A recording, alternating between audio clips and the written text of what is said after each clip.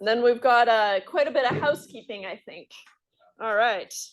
I did find it. I did I just picked two perpendicular lines. It was Was it looking like this or? it's the final equation for line perpendicular to y equals minus 4x plus 3 passes through 12 minus 1. 4x plus 3. Negative 4x plus 3? Yeah, negative 4x plus 3. And then the reciprocal is 0.25x minus 4.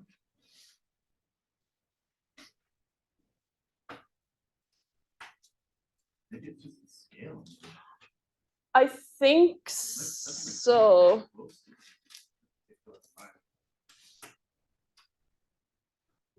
Sometimes I feel like it'll let you kind of move things around, and it's not letting me do it right now, but yeah, that's weird.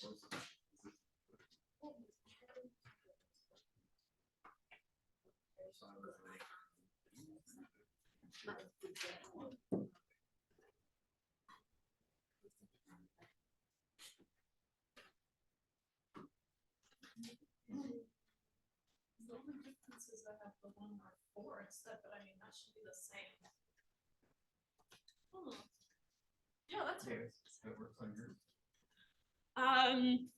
Well, they should be perpendicular if you use the property that m1 times m2 equals negative 1. Yeah. But yeah, that doesn't look weird. Let's see if it changes if I do 0.25. Yeah, it doesn't. Yeah. So why isn't it?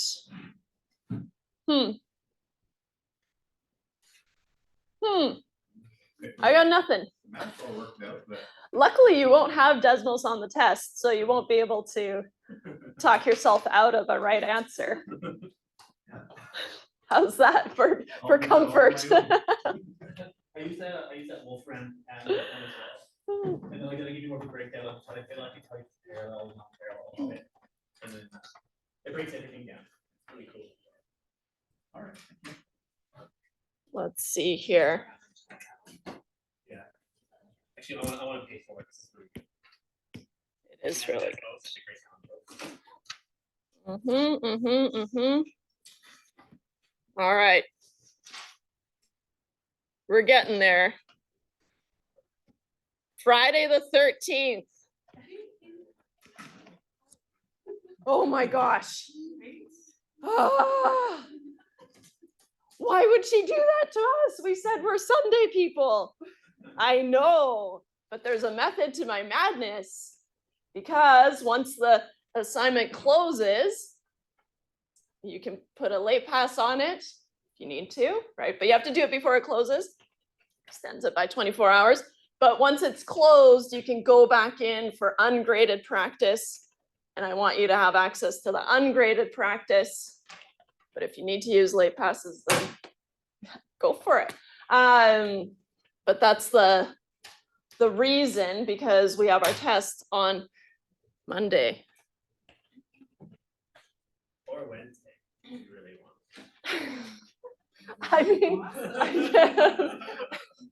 I'm flexible, but we'd have to cover new material on Monday. I don't like to do that to you, but do you prefer Monday? I'm easy. And then you have 2 practice ones posted, you said? Yeah, I've got, and late last night, not a creature was stirring around here, except for me and the janitors. I posted a practice test finally. Oh, awesome. Thank you, thank you. So you've got those review problems. They're just for practice. They're not for grades, just so that you see all the questions kind of together. I didn't smush the 2 chapters together. I guess I could have, but and then here's the practice test, which I will post solutions to. well, one, they're not done, so that's why they're not up. But also, I want to give you a chance to try the practice test. So do all your studying beforehand, obviously. Feel like you're ready to write the test and then do the practice test. Because if you kind of go at it and you only learn the practice test, that's a dangerous thing, right? Because then if the test isn't exactly like that, then you've really only studied for that. So, which is kind of dangerous. Might be a little bit long. This is just for my marking, so it's the exact same format as the test. And at the side, I guess I can't really highlight anything. So here, these numbers in the boxes are how many points they are. So you can kind of be strategic about it, right? If it's worth a lot of points, it's probably a lot of work, right? If it's 1 point, right? But lots of little 1-pointers, right? And once I go through it, because like I said, I haven't ran through the solutions. I time it, and then I take my time and I triple it, and usually that's a good time. Not to brag or anything. Actually, yeah, I am bragging. I made the test, so it's a little unfair. But I read it as if I've never seen it before. What's this? So usually that's a good length. If I find that this is too long, then there are some kind of duplicate things that are tested, and so then I'll kind of thin it out a little bit. I think this is going to be okay, but because it's really just do this, do that, do this, do that. Shouldn't say just, right? You just have to do it. No big deal. Did everyone get a formula sheet? It's just the first page. This one's yours to cherish. You'll get a fresh copy on the test, right? It'll look exactly like this. Yes. So if you're studying and you find yourself making notes on your formula sheet, those are things that you're going to have to memorize, obviously. And so, but that's a good way of figuring out what it is you need to work on. Okay, so let's see here. Any questions about that? So there's. No, that's what you said you're gonna just time it to like what, you change your triple your time. I was just like, what's 11 pages? But it's all do this, do that. This, that, and the other thing. You can do it. I can pare it down a little bit. Looking at the formula sheet, I'm realizing I did not do symmetry on there. Oh well, we'll save it for the final. Or maybe not. In terms of regression, I'm expecting you to be able to take something like this, so not produce the results, right? But kind of take this, make your regression line, and use it to predict. Hey, Emily, that looks exactly like our assignment question. I know, I promised. It's all from the assignment. Okay. All the questions. Promise. That 8. Oh, this one? Let's do it. Yeah. Thank you. Okay. Let me see if I can grab it. Grab it. Yeah, because that one is one of those ones that I got you to do on your own. Where did I put it?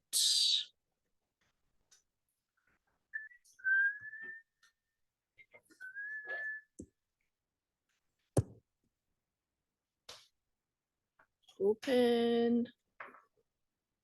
Oh, there.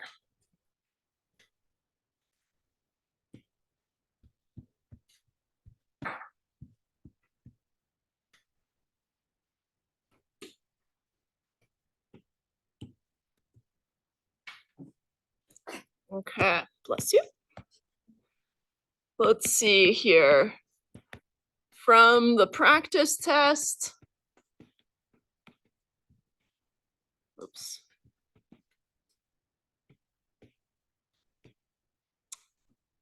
Wrong one, there. This one is for regression, which was what, 2.3 or 2.4? I feel like it was 2.4. Okay, thank you. Okay. So a regression was run to determine if there is a relationship between hours of TV watched per day, which we're calling X, and number of sit-ups a person can do, which we're calling Y. The results of the regression were these, okay? And so we've got the general form of the line, Y equals AX plus B. Hey, that looks familiar, right? Okay, whew. Where A is negative 0.725, B is 35.183. Okay, looks good so far. We've been told that Y equals AX plus B, but then we were told that where A in this case is negative 0.725 times X, and B was 35.183. R squared is the proportion of variability in Y explained by the least squares regression line on X. You'll have to hang tight for a course on regression or statistics rather. But that's what it is. So it basically tells you how well the line is fitting. The closer to 1 it is, the better. Okay, the closer the points are to the line. So here, 72.25%, that's quite high. Anything over 50% is quite high. So it's a reasonable line to fit the data, is all it's saying. Okay. The correlation is negative 0.85. Now the correlation is very similar to that, but it's either positive or negative depending on the relationship. So if you have a negative correlation, then you have a negative relationship, right? As X is increasing, Y is decreasing, right? And R squared is just the correlation squared. You can confirm that, okay? I don't want you to worry too much about the R's. They're just typical part of the output for us. If we want to predict something, which we do, use this to predict the number of sit-ups a person who watches 11 hours of TV can do. Okay. The number of hours of TV is your X, right? So when X is 11, which I think is the same between the hours of TV watched, I'm not going to throw curveballs like you having to change the units or anything, right? But that's something that you would keep in mind. Right here, it's hours and hours. You're good. So now I want to use that here. So I get Y is negative 0.725 times 11 plus 35.183. I don't have it. Negative 0.725 times 11 equals plus 35.183. I got Y is 27.208 sit-ups. I don't want you to round that because it's a predicted value. I predict that they're going to be able to do 27.208 sit-ups, and that's it. Okay. Of course, you can't do. Well, I mean, I guess I could do 0.208 of a sit-up. Still counts, right? But you would just leave it like that. Okay. If on the test you gave me this and then said 27 because you can't do 0.208 of a sit-up, that's fine. But this is all I'm looking for. Okay, just trying to save you some work. Okay. And it's a prediction, which is, doesn't have to be one of the available numbers. Any questions about that one? So that's what I'm expecting you to do for that one. So why I guess C y equals mx plus b, but why is the a value there? Oh, it's just how they report the output. Oh, okay. They use A instead of M. Usually in stats, we use A and B or betas, but yeah, we use A and B instead of M and B, but they're the same. And that's why this is here, to show you the structure of the equation. This was 2 marks, right? 2 marks. Oops.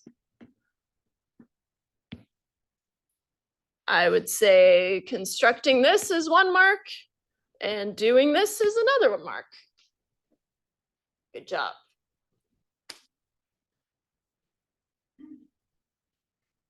Hey, in the bank.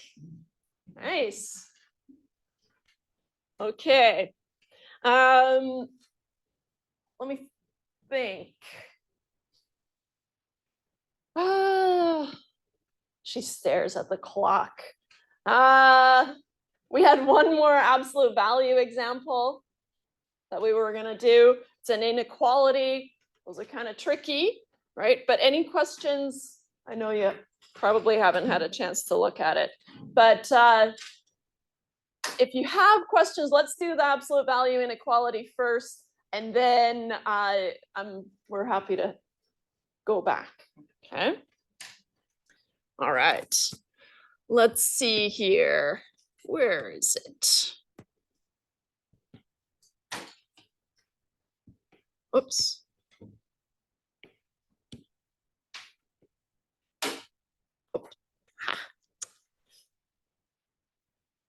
Wrong day. Friday the 13th today. Oh my God, it's Friday the 13th today. She's so young. She's like, what does that mean? I was like, well, I'll tell you. Like, wanna watch the movie? So funny. I had laser eye surgery a long time ago now, but I called to make an appointment and they're like, oh, Friday, May 13th, we have an appointment available. And I was like, oh yeah, that sounds great. And she was shocked that I wanted it. I'm like, whatever. Turned out fine. Turned out fine. So far, I guess. The laser eye is one of the best things I ever did. It's awesome. I'm like, I can see things. I'm like, oh But my God. eyes were so dry for the first year. That's what they don't really tell you. But after that, you're breezy. 2.5 continued. How about that? Absolute values, which is on the last page of the practice test. Oh, that's what I wanted to say. You know how in class for the transformations, I said on the test, I'm only expecting you to be able to take a function and then manipulate it and give me the resulting function that you would put into Desmos. I decided not to do that, and I hope no feelings are hurt. I just took one from the assignment instead. You'll see. It's in the practice test or similar. Yeah, I did. Where is it? Lines. You'll also notice that as promised, they're all in order. So for transformations, that's section 1.5, right? Kind of a tricky one. Do this, shift it over, stretch it. Do one of those. It's been a while. It'll be like this. Kind of similar to that. 3 marks, because I want you to do 3 things, I think. f of x by vertically stretching f by a factor of 4, then shifting it to the right, and then up 7, but also get to know your formula sheet, yeah? That's what I was wondering. There's a kind of a formula to that one. It's under transformations. Yeah.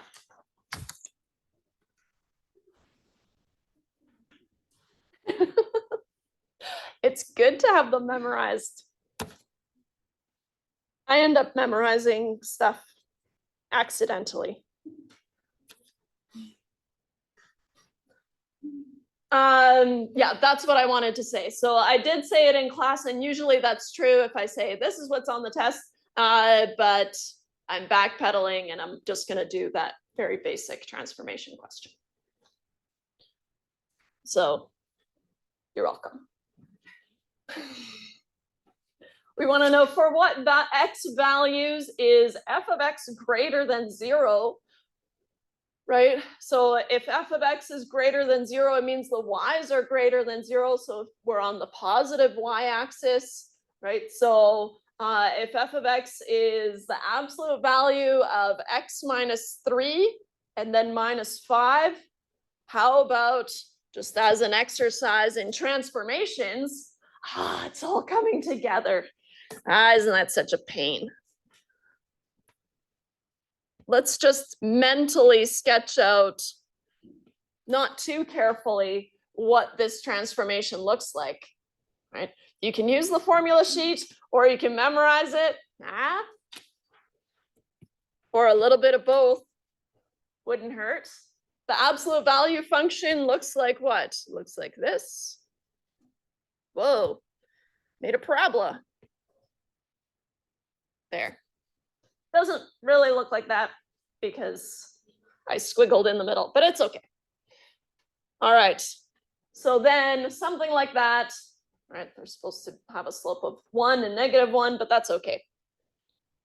We're just trying to visualize what this looks like, okay? So then if I take this, I hope I can move it, yeah.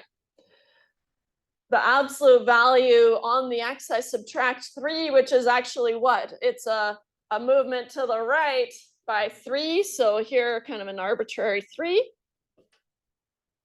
And then I want to go down 5. So thinking about maybe I'll, I can't do and you can't see what I'm grabbing anyways, so it's fine. So then I want to go down 5. So here, I'll just make a note that this was at 3 and this is at 5, not to scale, obviously, but just to get an idea of what this thing looks like. Okay. Which is why we have to do that transformation section to begin with. Okay, so now we want to know for what values is this function, which we've got in our minds, right? Where is it greater than 0? Well, it has to cross the x-axis at 2 points. So that's going to be our first thing that we have to do. We have to figure out, well, where does it cross the x-axis, right? Those are our horizontal intercepts, right? And so here, these are the horizontal intercepts.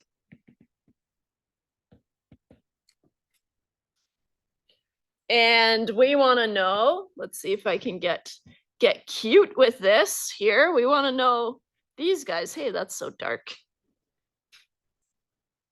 And of course, it keeps going and going and going, right? Once we've passed the x-axis, then all those y's are going to be positive. Nothing changes after that. It just keeps going. How far? To infinity and negative infinity, right? Slow and steady wins the race. But if you let it go, then it'll just keep going to infinity, right? Infinity. What a weird place. All right. So how are we going to do this? All right. First thing we said was, well, how about we figure out where these horizontal intercepts are, right? That's where the absolute value of x minus 3 minus 5 is equal to 0, right? Where the y value is 0. Yeah. Let's start there.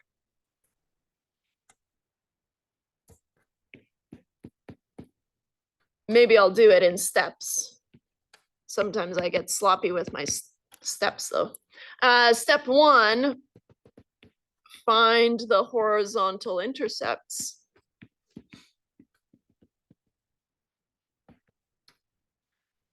The absolute value of x minus 3 and then minus 5 is equal to 0. I want to get the absolute value on its own. How do I do that? Well, I have to add 5 to both sides. So I get x minus 3 is equal to 5. Now, the property of the absolute value is that this can either be equal to x minus 3 can be equal to positive 5, or if I have negative 5 inside the absolute value, then that's also going to equal 5, right? And so x minus 3 could also be negative 5, and the results would be 5, right? That's the tricky part about absolute values, right? Is thinking about, okay, the inside can be negative and it's still true. What's not true? What's not true is you can't have an absolute value equal to negative 5, right? Because the absolute value turns everything positive, so you can't get a resulting negative, right? So two kind of different scenarios, but they feel the same when you're just starting, right? I thought it had to be negative. No, inside it can be negative, not outside. Okay, then I can solve these. So x minus 3 is equal to 5, so x is equal to 8, and x is equal to negative 5 plus 3 puts me on negative 2. What does that tell us? Tells us that I drew a weird graph. Why? This is at negative 2. Just go with it, okay? Should probably adjust my graph. And this is at 8. But that's because I was just visualizing things, right? A little bit wider.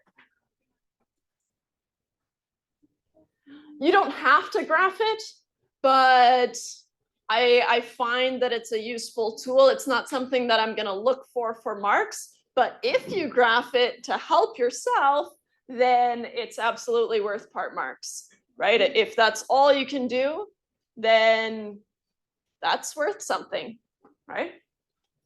I'm pretty generous with the part marks.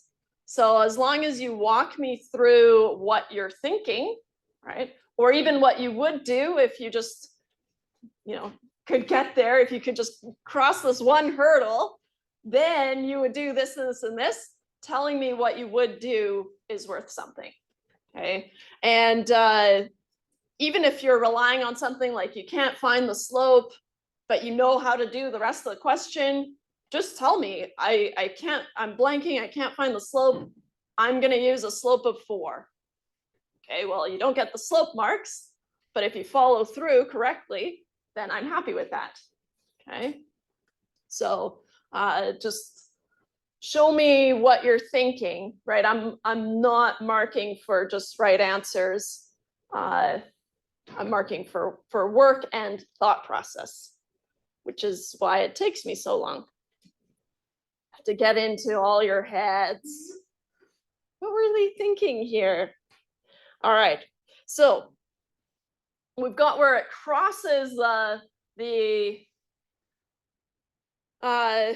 x-axis. That's great. Now, because we visualized it, right away, I can look and I can see those intervals where it's going to be greater than 0, right?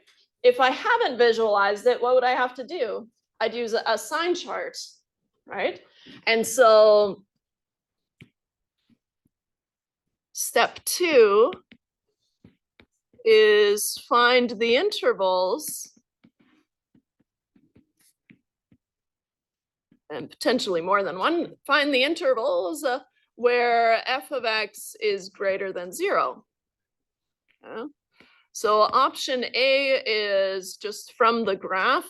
What does that mean? It means that you're relying on your own graph and you never want to circle back onto information that you've put on the sheet, right? And so that's always a good rule of thumb. And so if you can, right, just confirm it with a sign chart.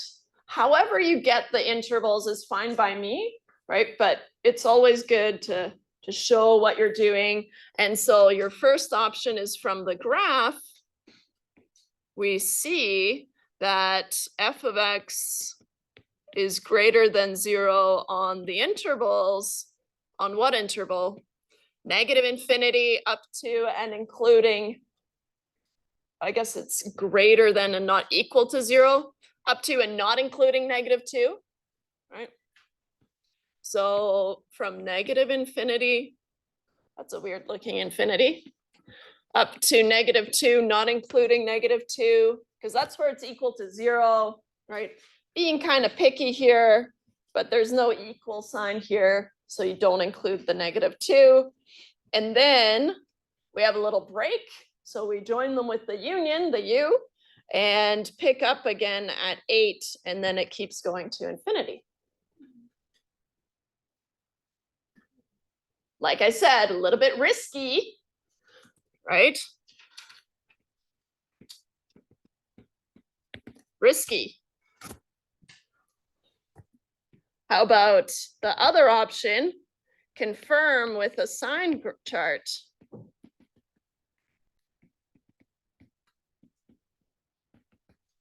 We only introduced those last day, right? But if you've got the graph visualized, right, then it won't be too bad, right? Then you're just confirming, okay? But you've got your number line here, which is your x-axis, right? And then we said we have, what color did I use? Light blue, weird, okay. Here at -2 and at +8 is where it's going to transition, right? And so then we pick test values somewhere in each of these regions. Okay. Doesn't matter what test values you use.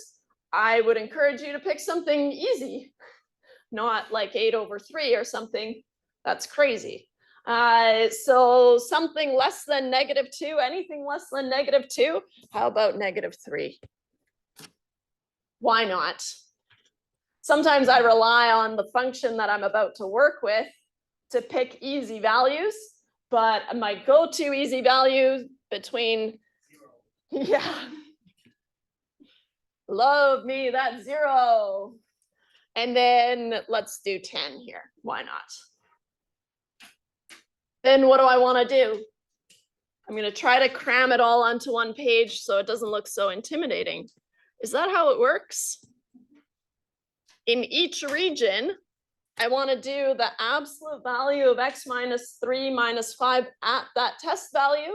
If it's greater than 0, then it's part of that interval that we want. If it's less than 0, then it's not. Okay?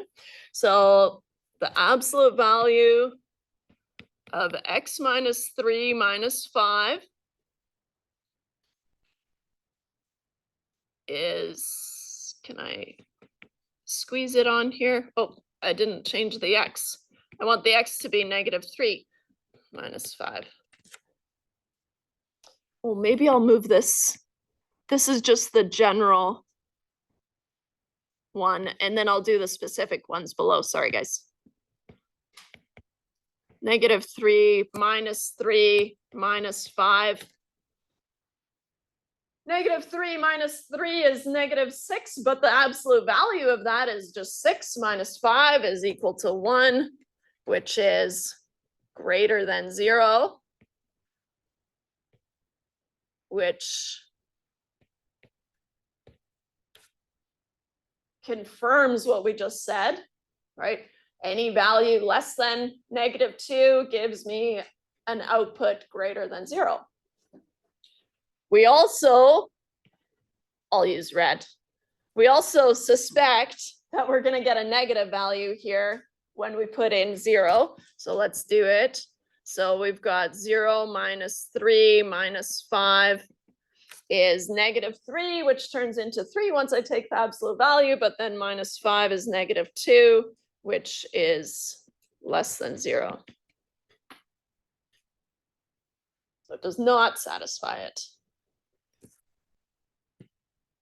And then, because I know I've done it all right, I just know it.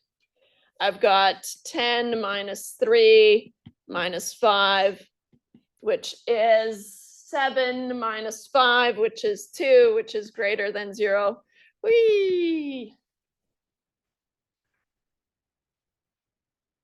However you do it, right? Whether just from the graph, if you're that bold, great. This is the answer in interval notation. And so, which is what I want. Okay. The graph, can you also just do it without the graph? Are you okay with that as well? Yeah. Okay. Yeah. Either way, this is the answer, regardless of how you got there. How do I paste, make it tiny? Yeah, to be there. Only because I'm dealing with a page break here. I don't want to keep it all on one page. All right. So either way, this is what I'm looking for. How you get there, as long as you kind of show me what your thought process is, or even just talk me through it, right? And you can be brief, but as long as you get there, then that's good. So, Does that make sense? So just to ask the question that I just thinking, so you would like one of those two, or not at all? You don't have to draw the graph, but you could, if that's what you're doing in your mind. Solve it with the things that you do. Oh yeah. If you prefer, no. Not either of them? Is that okay? Yes, but are you, let me ask you this, but are you taking this and plugging in values to see where it's greater than 0? No? How are you doing it? No, probably the same, but But if you don't like the structure, it's okay. You don't have to. But think about, so in that case, I would think about what it is you're doing, right? And that's good. And then I think what you'll find is that you might not be doing this, but you're going to be doing some version of this, and that's fine, right? Where you plug in values, you have to figure out where it transitions, and then you plug in values, and then you see what's going on, right? So this is just a formalized version of what you would probably do intuitively. Yeah. So, but you don't have to do it this way. I just like to give you structure so that you can. But yeah, I think what you'll find is that this is what you're doing in your head. Yeah. Yeah, that's fine. Yeah. It's just nice to have a way that will always work. A little bit tedious, but it'll always work. No problem. All right, how are we doing? Time flies when you're having fun, huh? Good 2.4 word problem. If we have Yeah, yes, but that's only on the assignment, so it's not on the test, if Oh. that helps. any. Okay. So maybe let's focus our efforts. Sure, yeah. What's the test on? Is it all? What's the test go up to? 2.4? Up to this today. Well, we did this last day, but Okay, yeah, up to 2.5. okay. I'm on Colin's page with extending it to Wednesday. Yeah, yeah, if we want to have the test on Wednesday, that's totally fine by me. Do we? What else? I don't know. Yeah, I don't know. I'm just. I don't have any tests on Wednesday, so. Me too. So Wednesday. Yeah. Our- Yeah, I need it, we have to. It's like the next week after, right? I can do Not this coming week, but the next week. the next week at 2 minutes. Next week. Or Yeah, but it's- next. Oh, yeah, not, but next, okay, but not on Wednesday. Let's have a look. So it'd be October 18th. Okay. I'll look on my, I don't think we have anything. No? I was just like. Okay. So we all want to move it to Wednesday, October 18th. Oh, that would be the best. Like, Yeah. actually, they come in last minute, she's like, I'm coming in Sunday. Okay. Over a day. Yeah. Okay, how about this then? Then I'll extend all these assignments to Sunday. Yeah. That I'll made me so. I'll shimmy these to here. Said you didn't hear that. Once they're done anyways, you said that we can practice, like say if Yeah. you're on Saturday or something, then we can go ahead and review. Yeah, once they're closed, you can review them, or you can do ungraded practice. Oh, okay. Yeah, so that's why I wanted them to close so that you can use them for ungraded practice, but also they're closed, so it's game over. Okay. Let's see here. How about I put this at the top of my notes here? I'll do this. Test number 1.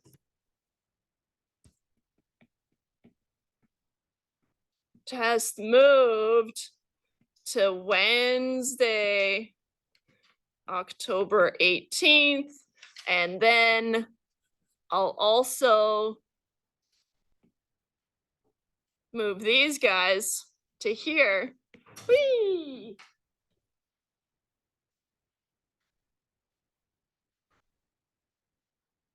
And for good measure, I'll put in just a basic sticker.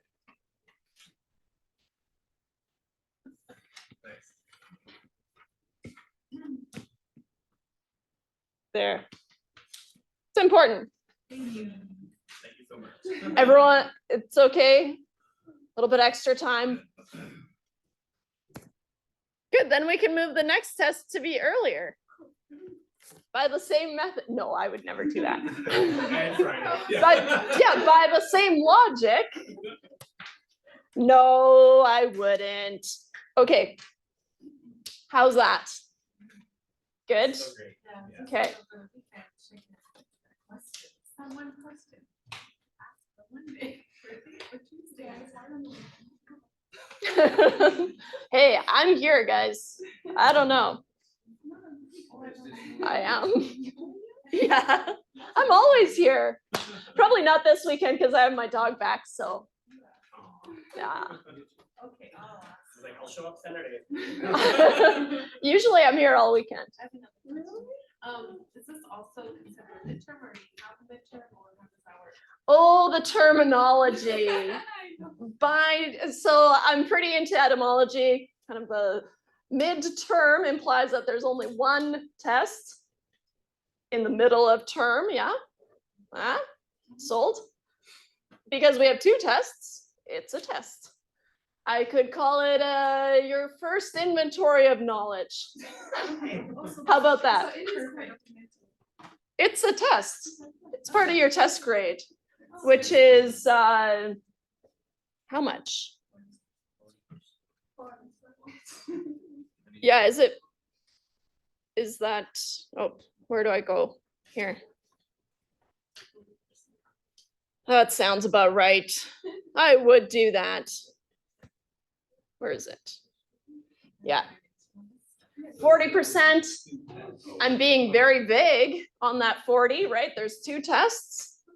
Should be a 20-20 split, yeah? But if one's better or worse or whatever, then I reserve the right to do a little bit of jigging. That's why it's just 40, but it's 20 each. Does that help? Yeah. Could call it a quiz if it helps. So it's just in like another class we have like a quiz, I suppose, but then we have a mixture with it's- Oh. So that's why we're kind of like, so this class is the same where we have. No, we're just doing assignments, 2 tests, final exam. That's it. All right. And with that, I release you. Any questions though, before I do? Then enjoy your math homework on the weekend. I'll see you on Monday. Awesome. Thank you. In my office. I'm just